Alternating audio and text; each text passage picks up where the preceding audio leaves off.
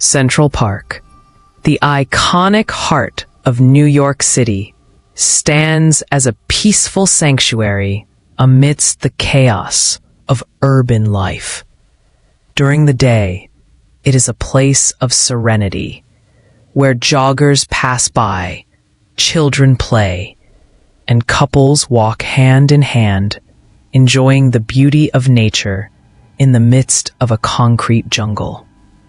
It's easy to forget, while basking in the park's gentle glow under the warm sun, that beneath this tranquil surface lies a deep, unsettling darkness, a darkness that emerges when the sun dips below the horizon. As night falls over Central Park, the sounds of the city fade, and the air becomes still. The vibrant energy that pulses through the park during the day evaporates, leaving behind an eerie silence that seems to hold secrets long buried in its depths. This transformation from a place of peace to one of foreboding menace is not merely a change in ambiance, but a reflection of the park's sinister history. It is a history that has been whispered about for generations, a story that has only grown more terrifying with each retelling, a story that begins over a century ago.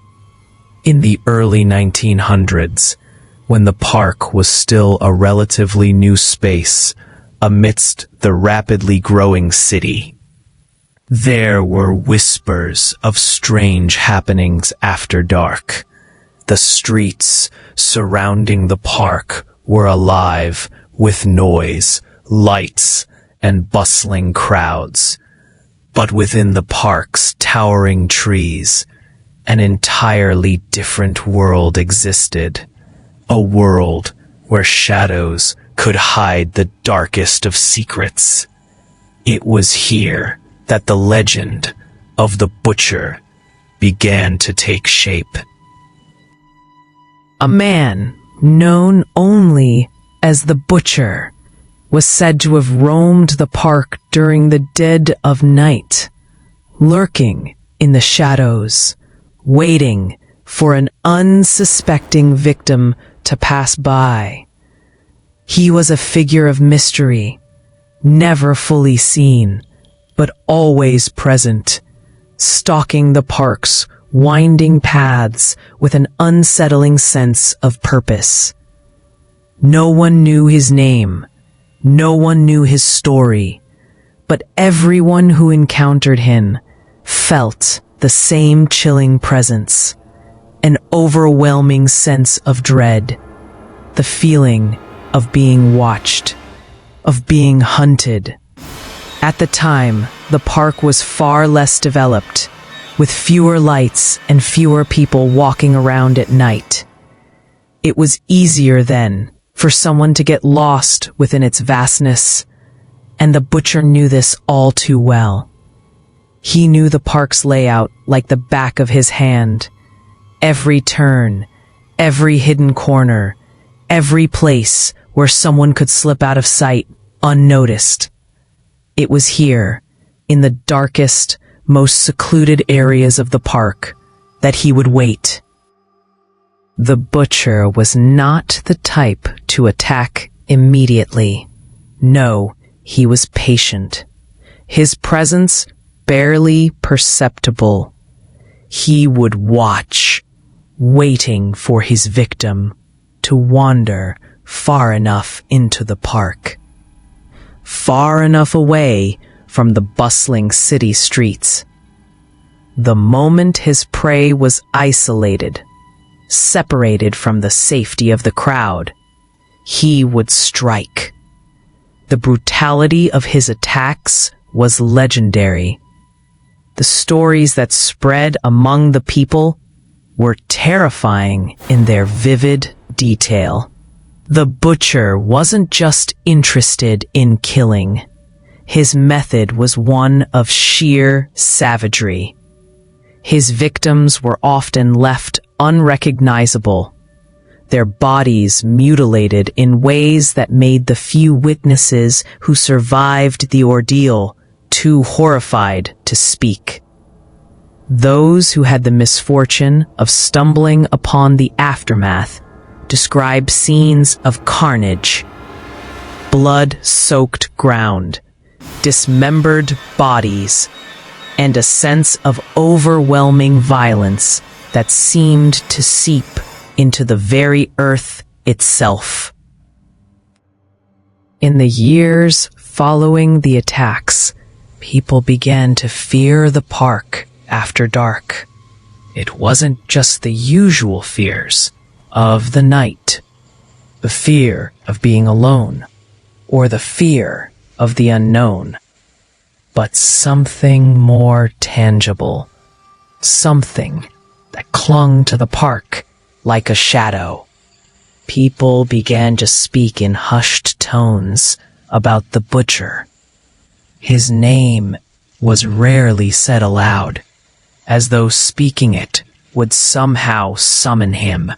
And as the whispers of his cruelty spread, so too did the stories of his ghost. Some claimed the butcher was never caught, that he simply vanished into the darkness, never to be seen again. Others said he had been arrested and put to death, but his spirit was too powerful to be contained. They believed he was cursed to wander the park forever, forever seeking new victims, forever trapped within the dark corners of Central Park. There were reports of strange sounds in the park late at night, distant screams, guttural growls, footsteps that echoed in the distance, only to stop when someone ventured too close. It was said that anyone who ventured into the park after dark would feel his presence, an oppressive weight, as though something was always lurking just beyond the edge of their vision, following them, waiting for the perfect moment to strike. The legend grew, as legends often do, with each telling. Over the years, the story became more than just a tale of a brutal murderer.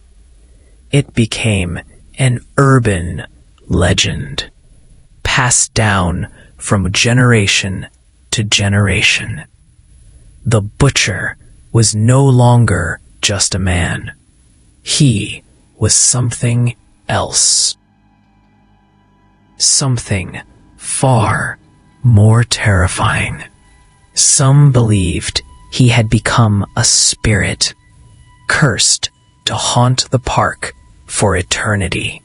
His name was no longer spoken aloud.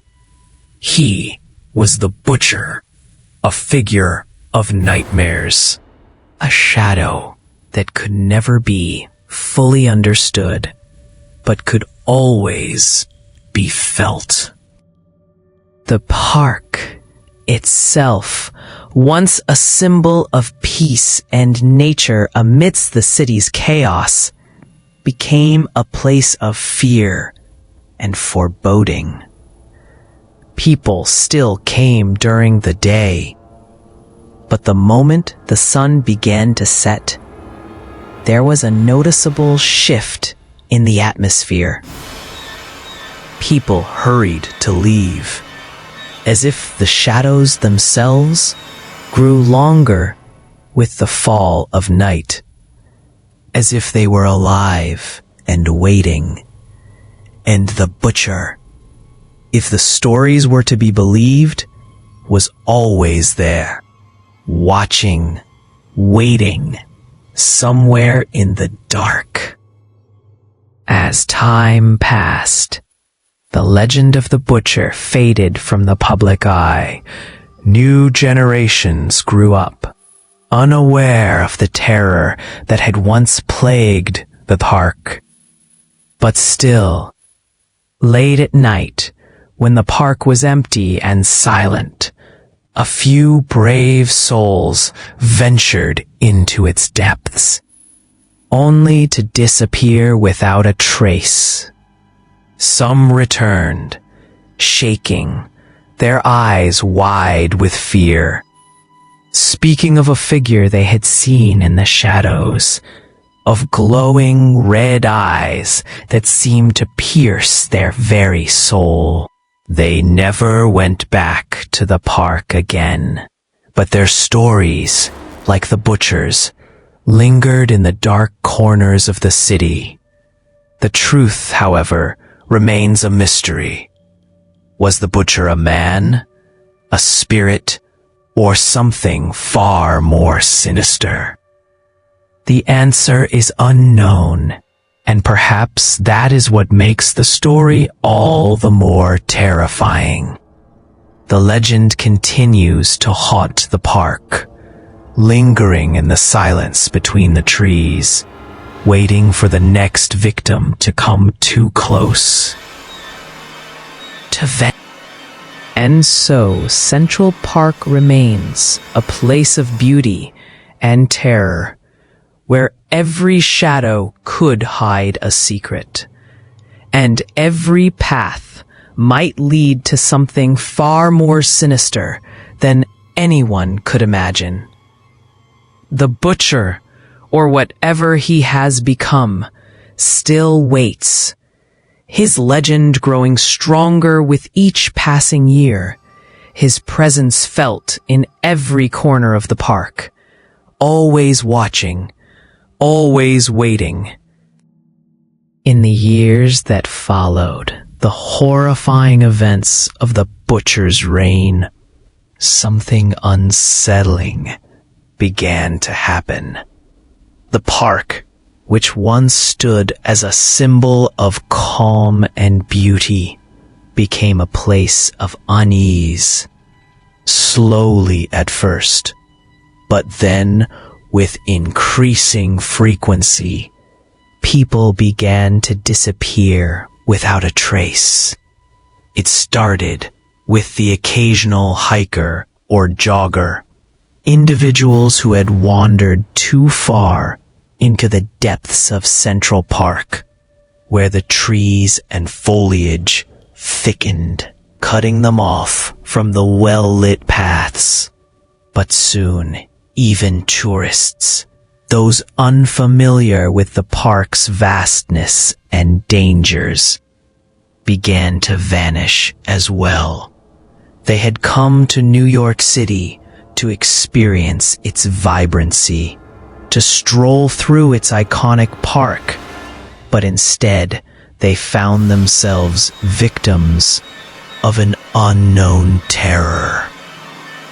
At first, the disappearances were dismissed as random acts. Perhaps a hiker had lost their way, or a jogger had been injured, with no one around to hear their cries for help.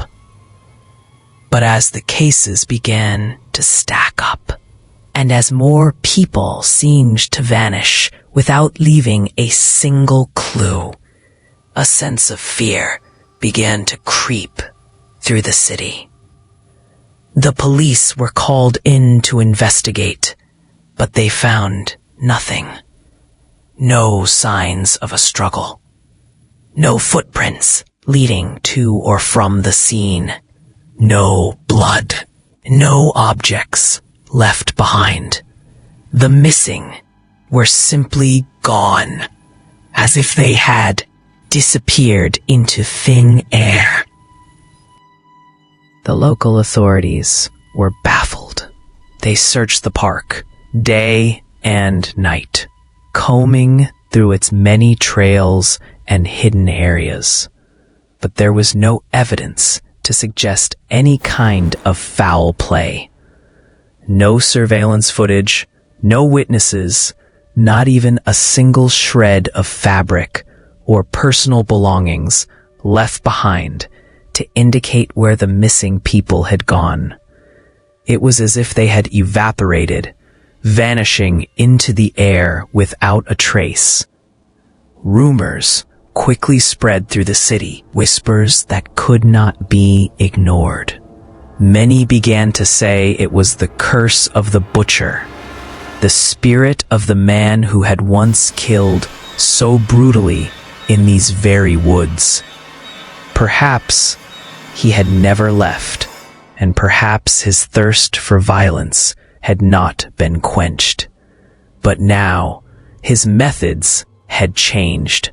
Instead of physical brutality, he now claimed his victims without lifting a finger, simply waiting for them to wander into his grasp. The more the disappearances grew, the more the urban legend of the butcher grew. People began to believe that he wasn't just a man, but a force, a presence that haunted the park, waiting to take those who dared to enter after dark. But there was no proof of this. No one had ever seen the butcher in the act of taking anyone. The victims were always alone, out of sight from any passerby.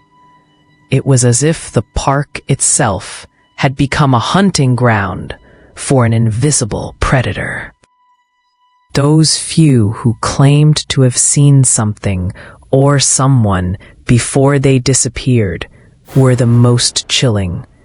Several witnesses reported seeing a man, tall and cloaked in shadows, his features obscured, but his eyes glowing an unnatural red.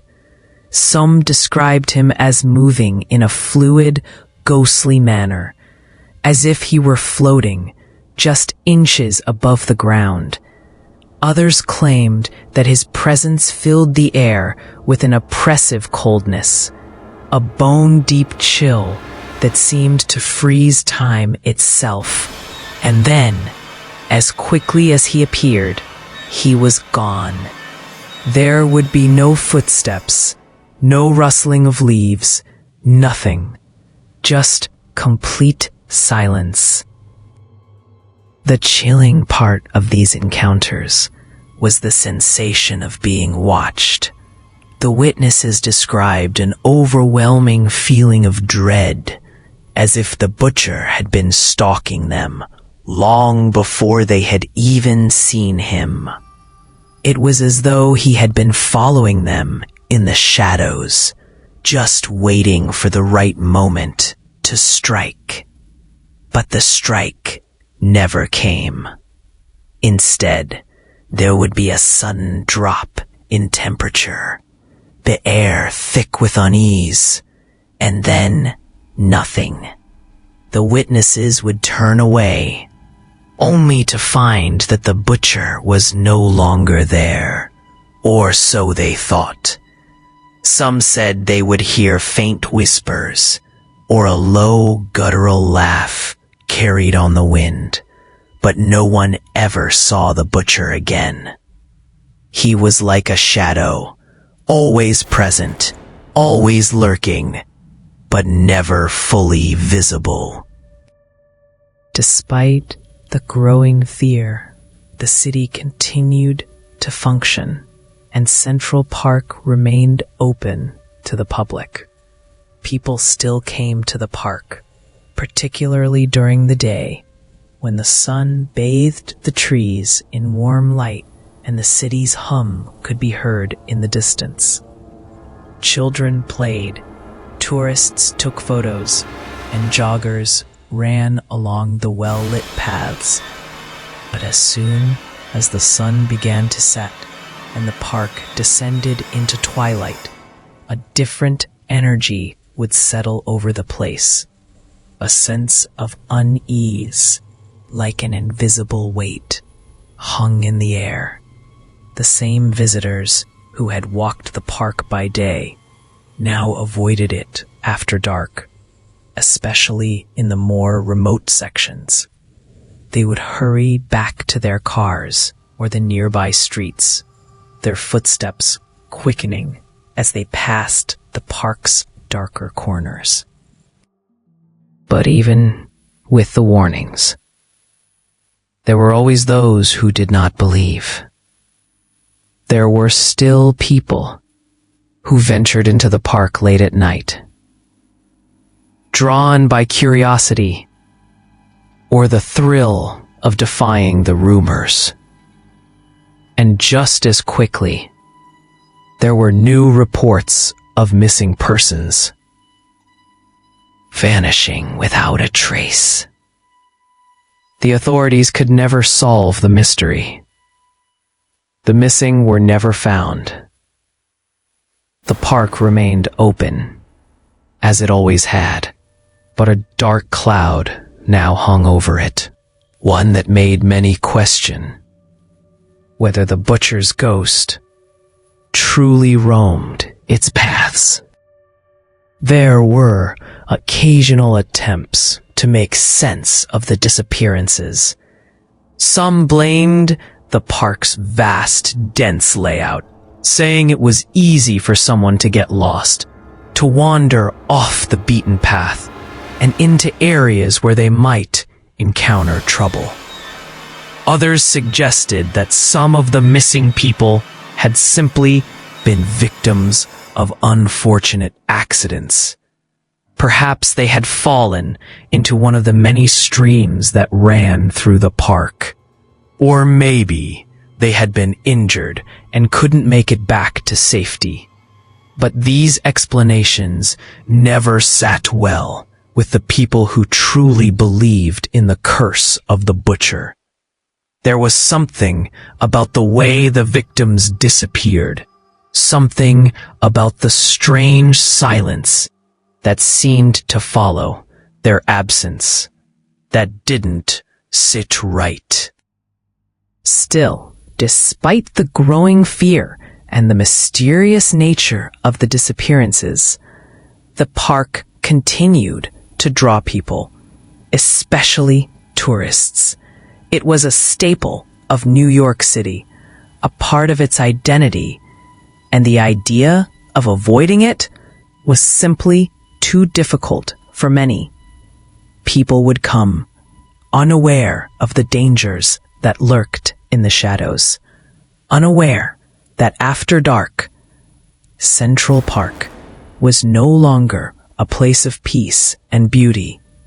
It was a place of horror, where the butcher's curse could claim new victims with each passing year. But the park wasn't just a place for tourists and thrill seekers. It was also home to the city's residents, and for some of them, the fear was more real than any story. As the disappearances continued, families began to alter their routines. The elderly kept their children close, warning them not to venture too far. Locals who had once walked the park every evening now stayed clear after sundown, and the sounds of children laughing and playing near the park's edges grew quieter with each passing year. For some, it was a small sacrifice in the name of safety. But for others, the loss of their beloved park after dark felt like the loss of a piece of the city's soul. And still, the rumors persisted.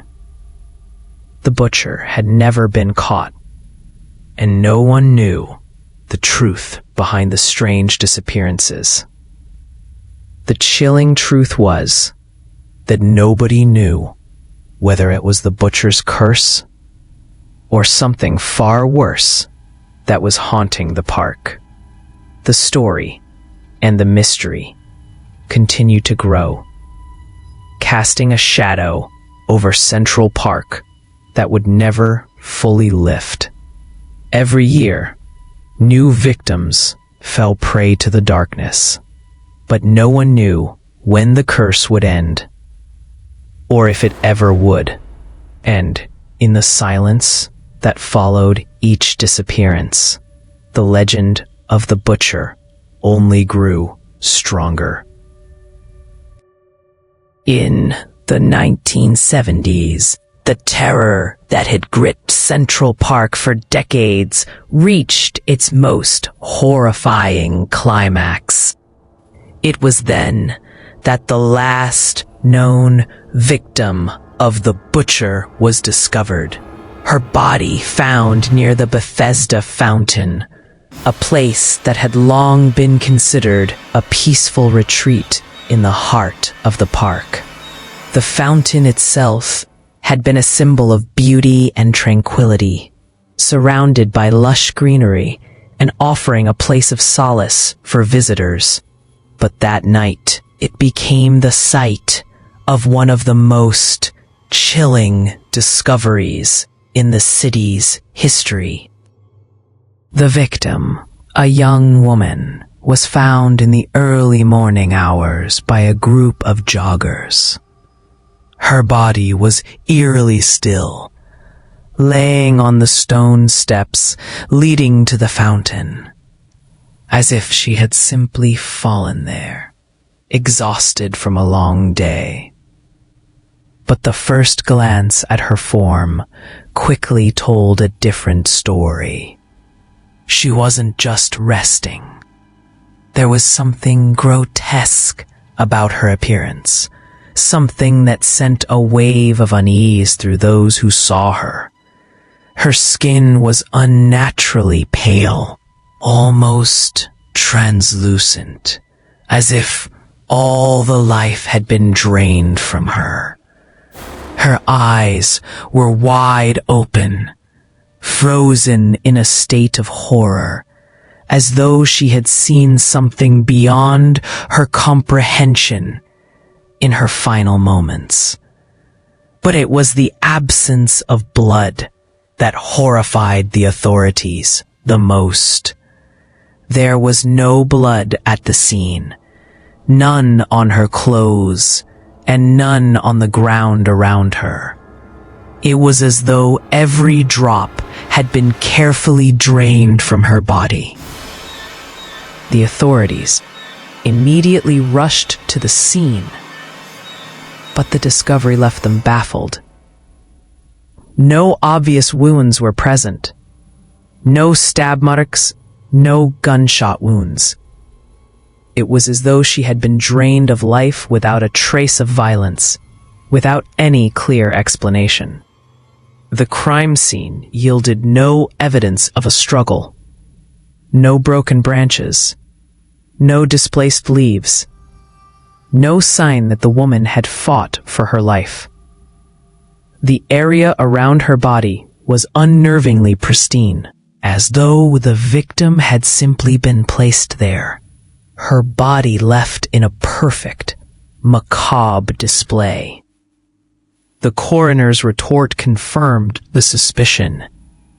The woman had been completely drained of her blood. As the news spread, the public's fear intensified. They had thought that the butcher's reign of terror had ended, that the mysterious figure who had haunted Central Park for so long had been nothing more than an urban legend. But now, with the discovery of this woman's body, it became clear that the terror was not over. In fact, it seemed that the butcher had only grown stronger, his methods more unsettling than ever before. Rumors quickly spread through the city, fueled by the bizarre and terrifying nature of the crime. Some said the woman's death was not the work of a man, but of a spirit, a manifestation of the butcher's ghost, still lurking in the shadows of the park. Others whispered that the butcher had found new ways to carry out his killings, that he was no longer limited by the constraints of the physical world. Some even suggested that the park itself had become cursed, its very soil stained by the bloodshed that had occurred over the years, and that the butcher's spirit had become a permanent fixture of the park, forever trapped within its dark corners. Despite the police's best efforts, they were unable to solve the mystery.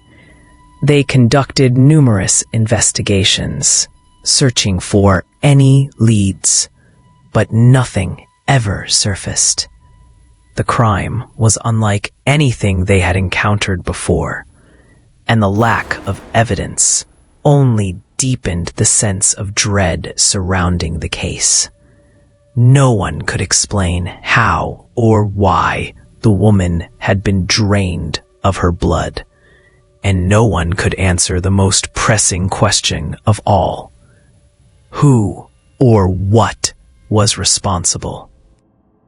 As the investigation stalled, the legend of the butcher grew even stronger.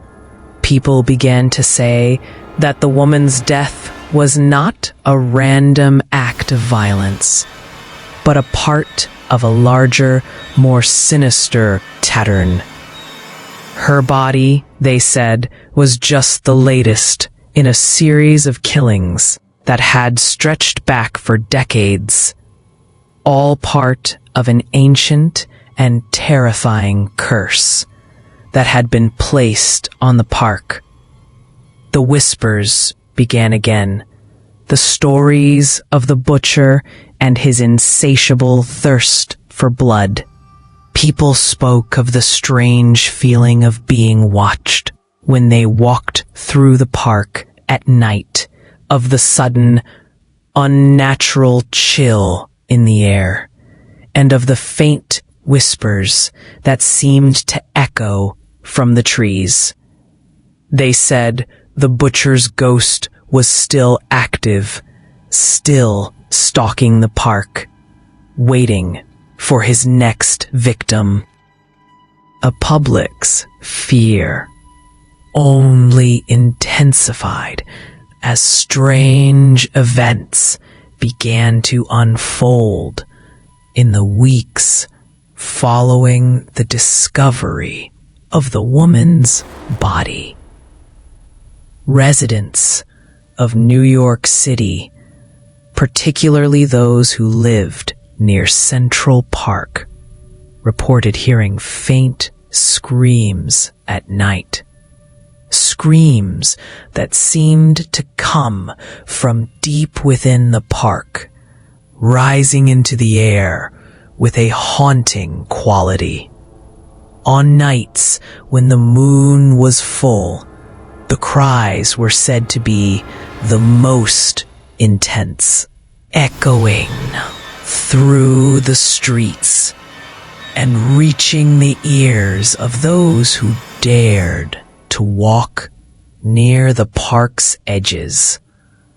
Some claimed that they could hear the victim's voice calling out for help, her voice forever trapped in the dark corners of the park, unable to escape.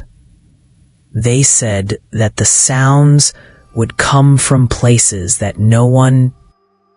Despite these unsettling reports, the park remained open, and the city continued to function as usual. Tourists still visited, joggers still ran their laps, and families still gathered for picnics. But many people avoided the park after dark. The warnings were clear, the fear palpable. The butcher was no longer just a story. He was a real, tangible presence that haunted the lives of those who lived in New York City.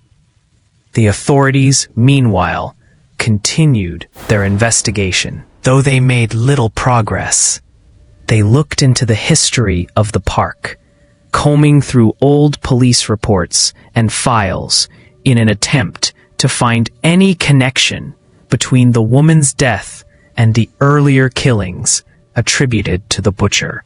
They also began to look into the possibility that the killer was still active, that someone was using the park as a hiding place to carry out these gruesome acts. But every lead turned into a dead end, and every clue they uncovered only seemed to deepen the mystery. As for the woman's body, it was eventually buried, but her grave became a symbol of the horror that still lingered in Central Park. People said that the park was cursed, that the spirit of the woman, along with the countless others who had suffered at the hands of the butcher, still roamed its grounds. And though the police could never explain what had happened to her, and though the identity of the killer remained a mystery, one thing was certain: the legend of the butcher would live on. The whispers of his ghost continued to haunt the park, growing stronger with each passing year. Some said that the woman's death had reignited the curse, that she was now part of the butcher's legacy. Her screams, they claimed, could still be heard on the darkest nights, and those who were brave or foolish enough to venture into the park after sunset would hear her cry for help. And so, the legend grew. It wasn't just the butcher anymore.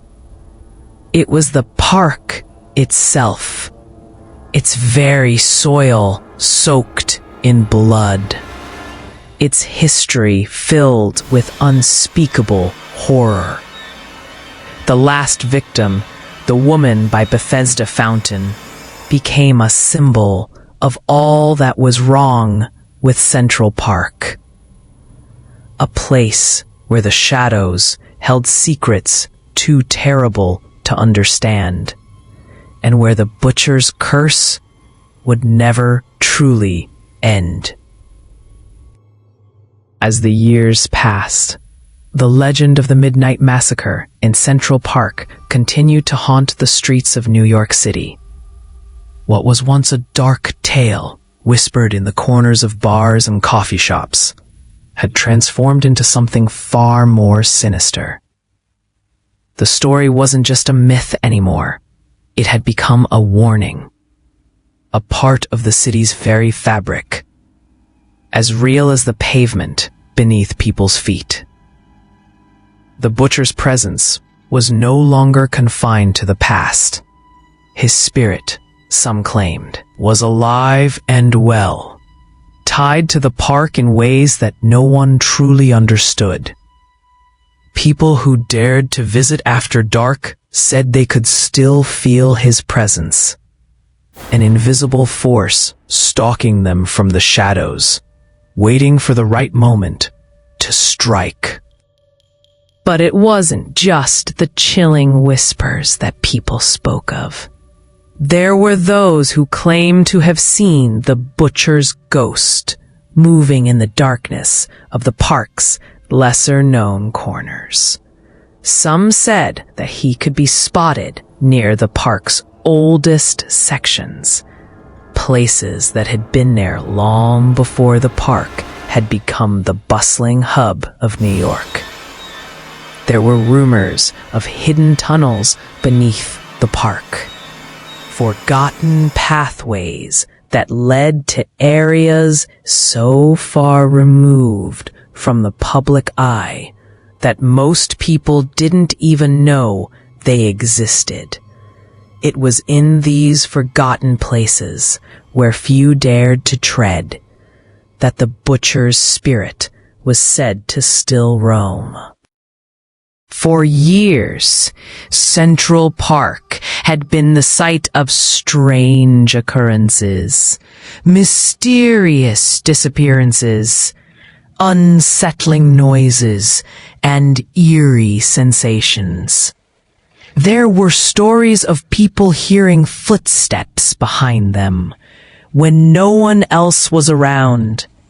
The sensation of being followed, even though they were walking alone. Some claimed they could hear the faint sound of footsteps on the gravel, the click of shoes against the stone, always behind them, never in front. When they turned around, no one was there, just empty space, thick with an oppressive, unnatural silence. Others spoke of a cold breath on the back of their necks, a sudden chill that would sweep over them even on the warmest summer nights. It was as if someone, something, was standing just behind them, breathing down their neck, waiting to make its move. It wasn't just a feeling anymore. It was a presence, one that could be sensed by anyone who entered the park with an open mind, or perhaps with a heightened sense of fear. Those who walked the park at night would tell you that there was something in the air, something that made the hairs on the back of your neck stand up, something that made your heart race even when you were surrounded by nothing but the stillness of the trees. The park's shadows seemed to stretch longer at night, and those who ventured too far from the well-lit paths spoke of strange shapes moving just beyond the corner of their eyes. When they turned their heads to look, there was nothing there, but they couldn't shake the feeling that they weren't alone. But what truly terrified people was the belief that if you looked closely enough, you could see the butcher. Some claimed they had glimpsed his figure out of the corner of their eye, tall and shadowy, a hulking figure that seemed to flicker in and out of view like a ghost. His face was always obscured, his features hidden in the shadows, but his eyes were unmistakable. They glowed with an unnatural red hue, piercing through the darkness, watching, waiting. And when you locked eyes with him, that was when the fear truly set in. There was no mistaking the cold malice in those eyes. No mistaking the twisted presence that followed in his wake. There were stories of people who had tried to confront the shadow, to approach it. But no matter how fast they ran, no matter how much distance they put between themselves and the butcher, they could never escape him. Some said they heard laughter, faint and low, carried on the wind, a laugh that seemed to echo from the trees. Others reported seeing the butcher's figure flicker like a shadow in the corners of their vision, always just out of reach, but always there, waiting. But it wasn't just those who had seen the butcher's figure who were afraid. There were also those who spoke of the park's darker, more hidden sections, places where the park's boundaries seemed to blur, where the familiar trails and roads faded into thick undergrowth, and the sounds of the city grew distant. These were the places where people went missing, where they never came back. The local legends spoke of tunnels, long-forgotten pathways that connected the different parts of the park, hidden from view by the thick trees and the underbrush. Some said these tunnels were used by the park's original designers, a way for workers to move between sections of the park without being seen. But as the years went by, the tunnels were abandoned, forgotten, and sealed off, left to rot beneath the earth. No one knew what was left down there, but the few who had ventured into the depths of these dark, underground passages reported an overwhelming sense of dread, of something watching them from the dark. The butcher, they said, was tied to these tunnels, a place where no one dared to go. His spirit, some believed, had found a permanent home in the darkness beneath the park's surface, where he could wait in silence, unseen by the world above. Others claimed that he had become one with the park itself, his spirit bound to the soil, the trees, the very air that hung thick with fear. They said that if you ventured into the park at night, especially near those abandoned tunnels, you could feel it, an energy, a pull, drawing you deeper into the shadows. And once you were in the dark, once you strayed too far from the main paths, that's when you could hear the footsteps. Soft at first, distant, like someone walking just behind you. But then they would grow louder, closer, and you would feel the cold breath on the back of your neck again. And if you were brave or foolish enough to turn around, you would see the glowing eyes staring back at you from the darkness. Over the years, the legend of the butcher's curse had taken on a life of its own. The people who spoke of the park's darker secrets spoke in hushed tones, as if afraid that even uttering the words would summon the butcher himself. They spoke of the spirits that roamed the park, of the lost souls trapped in the shadows, and of the hidden tunnels that led into the heart of the park's darkest places. And they warned others, if you ventured into the park at night, be careful.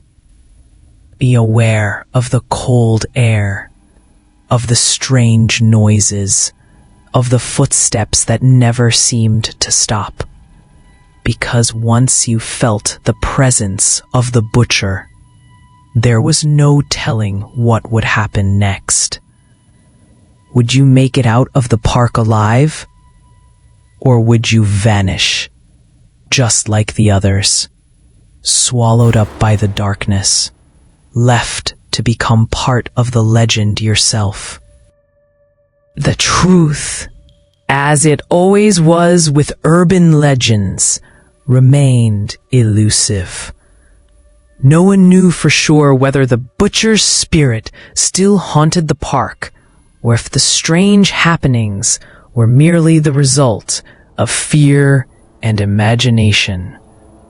But for those who had experienced the park's darkest secrets firsthand, there was no question.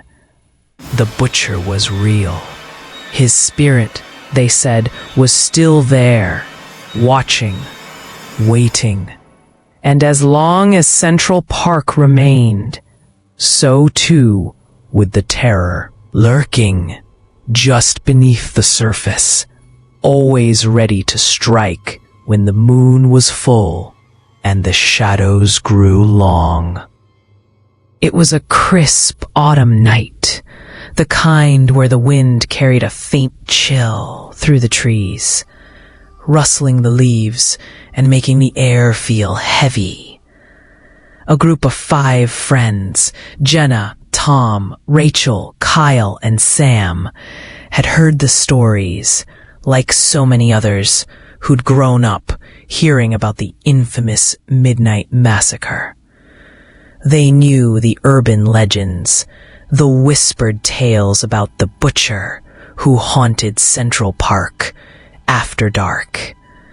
But like many young people, they laughed it off, dismissing it as nothing more than stories to scare children. They had grown up hearing about ghosts and monsters, but they were certain that none of it was real.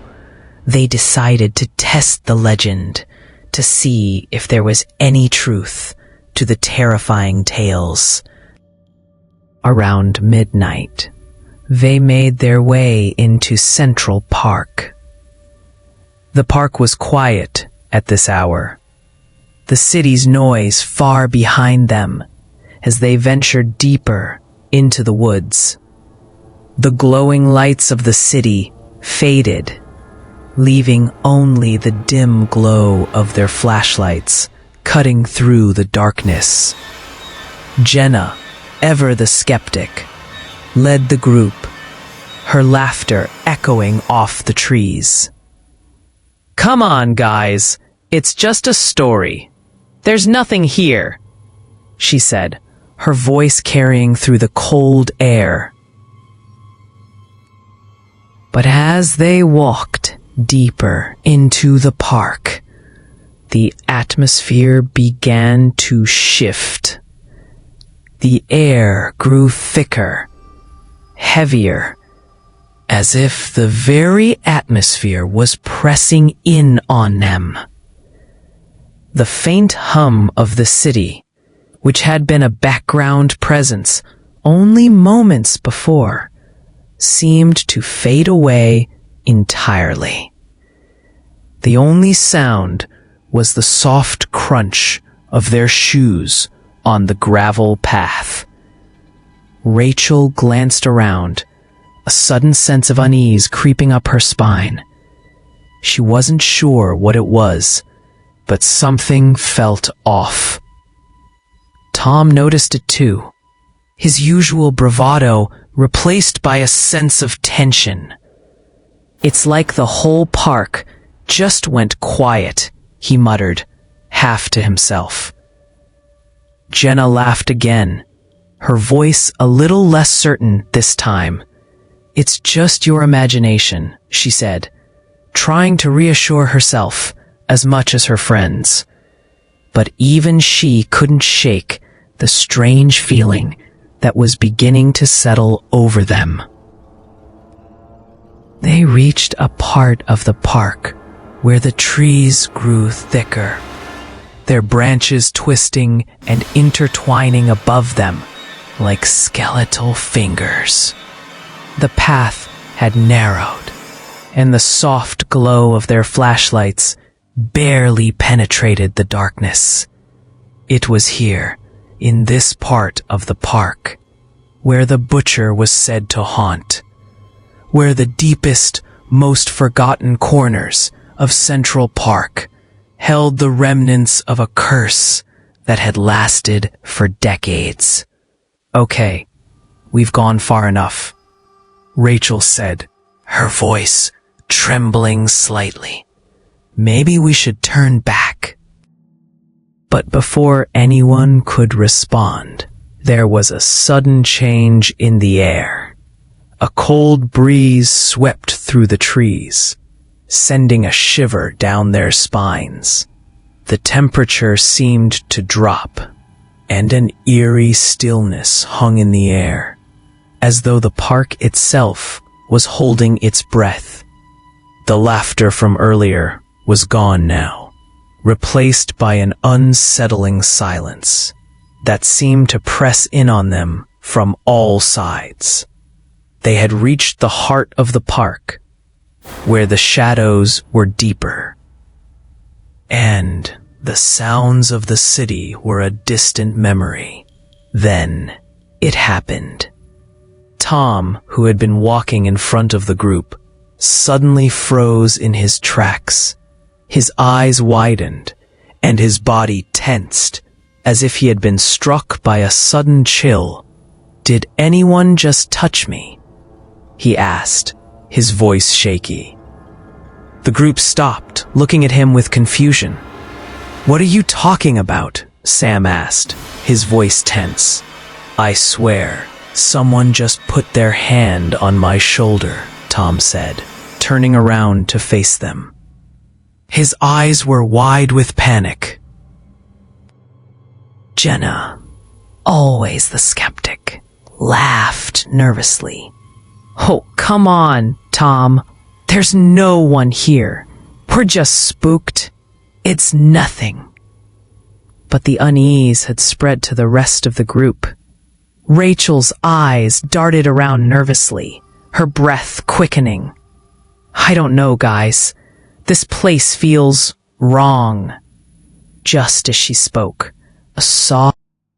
Without waiting for a response, Sam turned and began walking briskly down the path, his footsteps quick and uneven. The others followed closely behind, their flashlights shaking in their hands as they tried to shake off the fear that had taken root in their hearts. The sounds of their hurried footsteps were the only things breaking the unnatural silence. But they couldn't escape the feeling that something was following them. The trees above seemed to close in, the path narrowing, as if the park itself were trying to trap them. Just as they neared the entrance, the panic was overwhelming. No one except for the shadows that stretched along the path, dark and ominous. Finally, they reached the edge of the park, near the entrance, their breaths coming in ragged gasps as they stumbled into the safety of the streetlights. They turned to look back at the park, relieved to see the familiar lights of the city beyond. But it was then that they saw him. Standing in the distance, barely visible in the shadows of the park, was a figure, tall, unnaturally still, his presence cutting through the darkness like a blade. And then they saw his eyes, glowing red, piercing the darkness, locked on them. The figure didn't move, but they could feel his gaze, cold and unyielding, drawing them in. A low laugh, soft and menacing, echoed through the still night air, and it was then that they knew it wasn't just a story. The butcher was real, and he had been watching them all along. Terrified, they turned and ran, their hearts racing, their breaths short. The sound of their footsteps, the echo of their panic, was all they could hear as they fled the park. But no matter how fast they ran, no matter how far they went, they could still feel it, his presence, always just behind them. The image of his glowing red eyes haunted them, staying with them long after they had left the park and returned to the safety of their homes. That night, they didn't sleep. None of them could shake the image of the butcher's eyes, the sound of his laugh, or the suffocating feeling that had followed them through the park. It stayed with them, lingering in the corners of their minds, a constant reminder that the stories were not just stories, they were warnings. Warnings that some legends were meant to be feared, that some things were better left undisturbed. And for the rest of their lives, the curse of the butcher would haunt them, just as it had haunted so many before them. To this day, the legend of the butcher persists, casting a long shadow over Central Park.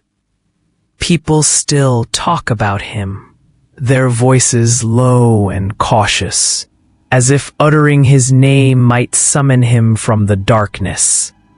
There are those who swear the butcher is not just a ghost, but a curse, a malevolent force that is far beyond the reach of time or reason. They say he is bound to the park itself, forever tied to its secrets, its dark corners, and the hidden places that most people dare not explore. Every year, without fail, new victims vanish. Some disappear without a trace, while others are found, always in the same eerie state, as if nothing has changed since the first gruesome discovery. Their bodies are found drained of blood, their faces frozen in expressions of pure terror. The chilling silence that accompanies their discovery is always the same. The park, as serene and peaceful as it might appear in daylight, has once again become a scene of horror. The authorities investigate, of course, but no one can ever explain what happened. No one can explain the strange, almost supernatural quality to the murders, the way the victims seem to vanish and reappear in the same manner as those who came before them. Some of the bravest souls who have ventured into the park after dark report hearing strange sounds. Soft, dragging footsteps that follow them through the trees, just out of sight. It's always the same, they say. The footsteps start far off, but slowly grow louder. And then they begin to feel the pressure of something behind them, getting closer with every step. The air grows heavy, oppressive, and the silence that once hung over the park is broken only by the sound of their own footsteps and the ones that follow. No one dares to turn around. Those who have tried only to see nothing but darkness often find that the fear in their hearts is worse than anything they could possibly see. And by the time they reach the park's entrance, it's too late. They know the butcher was there, following them, watching them. Fear that stays with them long after they leave is the real terror. People say the butcher has become more than just a killer. He is a force of nature, a dark entity that feeds on the souls of the living. His spirit is said to be bound to the park, trapped in a never-ending cycle of death and terror. Every year, like clockwork, another victim falls prey to his curse. It's as if the park itself is feeding the butcher, offering up the souls of those who wander too far into the shadows. There are those who believe that if you venture into the park after dark, you might never return. They say the butcher can feel your presence before you even know he's there, watching you from the darkness. And if you listen closely, you'll hear his footsteps behind you, getting closer with every passing second. Some people try to make sense of the stories, to find a logical explanation. They say that the butcher is just a figment of people's imaginations, a product of fear and superstition. They point to the cold cases, the disappearances that have plagued the park for so many years, and try to explain them away. Maybe the victims had been in the wrong place at the wrong time. Maybe they had wandered into the wrong part of the park. But for those who believe, these explanations are hollow. They've heard the whispers, felt the fear, and they know something darker is at work. They know the butcher is real, and they know he is still out there, lurking in the shadows, waiting for the next victim. And it's not just the park where the butcher's influence is felt. Over time, the legend has spread beyond Central Park, becoming a part of the city's folklore. Some say that his curse has extended beyond the park's borders, that the butcher's spirit has found new places to haunt. People in nearby neighborhoods report hearing strange sounds at night, scratching, tapping, whispering, always coming from the direction of the park. It's as if the butcher is not content to remain confined to the park anymore, and that the curse he has cast has begun to spread like a virus, infecting everything in its path. There are even reports of strange figures seen standing on the edges of the park, their faces hidden in shadow, watching the streets beyond. No one knows if these figures are as much as the city tries to move forward to deny the truth. There are whispers. Whispers that the Midnight Massacre was not just a series of isolated murders, but the beginning of something much darker. Some believe the butcher was never a man at all, but something far more sinister. Something that existed long before the park was even built. They say the park was chosen for a reason, that it was a place of power, a place where dark forces could gather and feed. The butcher's presence is a reflection of the park's own darkness, an evil that has seeped into the very soil, the very air. Every year, the stories get more vivid. The whispers get louder. People are afraid to walk the park alone at night. The city's residents have learned to stay far away from Central Park after the sun sets, knowing that the butcher is still out there, waiting for his next victim. But some, brave or perhaps foolish, still venture into the park, drawn by the legend, by the thrill of defying the curse. They think they are invincible, that nothing will happen to them. But the park doesn't care. The curse doesn't care. They will be claimed, just like the others, lost to the darkness, their screams carried away on the wind, never to be heard again. And so, the nightmare continues. Every year, the butcher claims new victims, and the legend grows stronger. No one knows when he'll strike next. But the one thing that everyone agrees on is that he will strike again. He always does. No matter how many times the city tries to sweep the stories under the rug, no matter how many people try to rationalize the disappearances, the truth remains.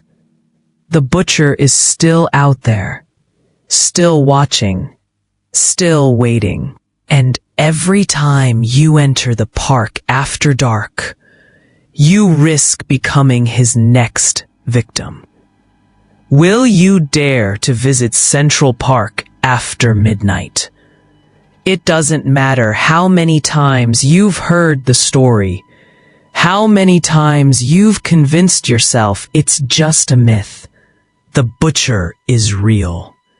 He is always there, waiting in the darkness. And if you're unlucky enough to wander too far into the park's hidden corners, you might